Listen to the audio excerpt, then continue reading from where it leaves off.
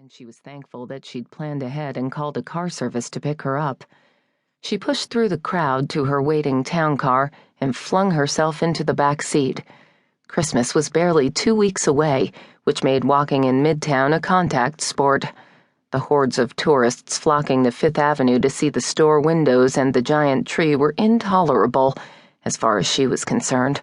All she wanted to do was go home to her warm apartment and finish writing out her Christmas cards. As she rode home, her mind wandered again to an upcoming date on the calendar, though for the life of her she couldn't understand why.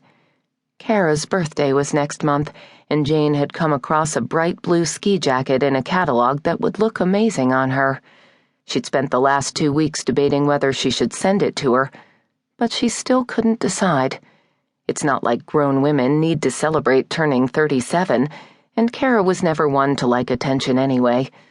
Still, she'd no doubt be spending weekends this winter skiing at Reed's family house in Vermont, and Jane was pretty sure she'd love the coat. Then again, what did she know anymore? "I can't believe you are spending this much time thinking about her birthday," she thought to herself. "You'd have to be crazy to reopen those wounds." She decided that holiday nostalgia was a dangerous thing and vowed to throw the catalog away as soon as she got home. She'd moved on with her life, and there was absolutely no reason to revisit those ghosts. It took her driver 25 minutes to cross over to the west side, thanks to the unforgivable traffic, and it was almost 3 o'clock when Jane turned the key in the lock and stepped inside her apartment, the smell of the balsam fir they'd bought and decorated a few days ago strong enough to be detected from the foyer. She inhaled deeply. "There's nothing better than that," she thought as she pulled off her suede boots and made her way into the den off the kitchen. She had a busy afternoon ahead of her, what with the stack of cards to address and stamp, not to mention the now crucial mission of finding exciting hors d'oeuvres to replace crab cakes. She was definitely going to need that massage. She headed for the stack of catalogs sitting on her velvet sofa so she could rid herself of the nagging ski jacket conundrum once and for all, but was sidetracked when she unexpectedly caught sight of Doug out of the corner of her eye. "Geez, you scared me," Jane said when she looked up and found him pacing the floor in front of the Christmas tree. Pine needles had already fallen off the lower branches and lay haphazardly on the carpet. "This is a nice surprise," she said as she walked over to give him a hug. They'd been married 7.5 years, but somehow Doug still managed to impress her. Some guys have the ability to fill up an entire room just by walking into it. Doug was one of those guys. She'd never stop thinking that she was the luckiest person in the world to be married to him.